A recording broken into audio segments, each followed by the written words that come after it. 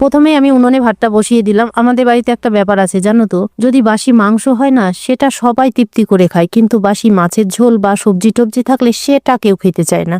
তো যাই হোক, ভাতটা উনুনে বসিয়ে দিয়ে এইদিকে চলে আসলাম সবজি কাটতে।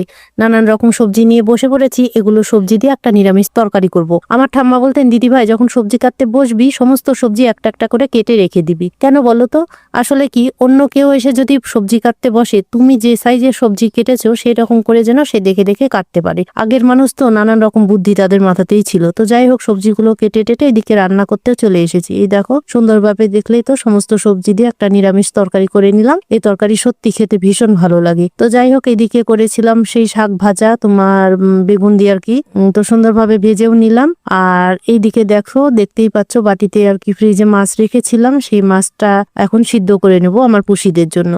ব্যাস, সমস্ত রান্না বান্না কমপ্লিট করে এদিকে সবাই মিলে বসে গেলাম খেতে। সবার পাতে পাতে ভাতটা বেড়ে নিচ্ছি।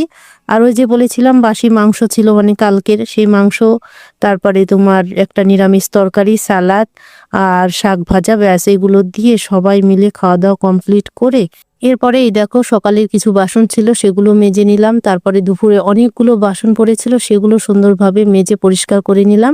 আর এদিকে কিছুটা কাপড় ভিজানো ছিল, সেটাও একটু কেচে নিলাম। তারপরে উঠোনটাকে ভালোভাবে ঝাড় দিয়ে পরিষ্কার করে নিয়ে সকালবেলা বাসি কাজটা সেরে চান টান করে পুজো টুজো করে তো সমস্ত কাজ করতে চলে আসি।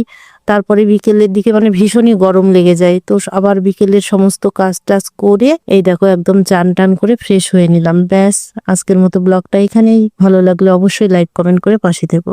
প্রথমেই আমি উনুনে ভাতটা বসিয়ে দিলাম। আমাদের বাড়িতে একটা ব্যাপার আছে জানো তো, যদি বাসি মাংস হয় না সেটা সবাই তৃপ্তি করে খায়, কিন্তু বাসি মাছের ঝোল বা সবজি টবজি থাকলে সেটা কেউ খেতে চায় না।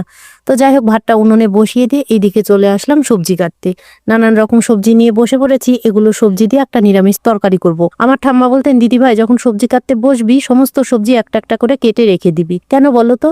আসলে কি, অন্য কেউ এসে যদি সবজি কাটতে বসে, তুমি যে সাইজের সবজি কেটেছো সেরকম করে যেন সে দেখে দেখে কাটতে পারে। আগের মানুষ তো নানান রকম বুদ্ধি তাদের মাথাতেই ছিল। তো যাই হোক, সবজিগুলো কেটে টেটে এদিকে রান্না করতে চলে এসেছি। এই দেখো, সুন্দরভাবে দেখলেই তো সমস্ত সবজি দিয়ে একটা নিরামিষ তরকারি করে নিলাম। এই তরকারি সত্যি খেতে ভীষণ ভালো লাগে। তো যাই হোক, এদিকে করেছিলাম সেই শাক ভাজা, তোমার বেগুন দিয়ে আর কি।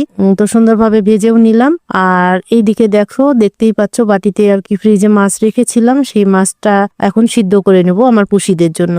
ব্যাস, সমস্ত রান্না বান্না কমপ্লিট করে এদিকে সবাই মিলে বসে গেলাম খেতে। সবার পাতে পাতে ভাতটা বেড়ে নিচ্ছি।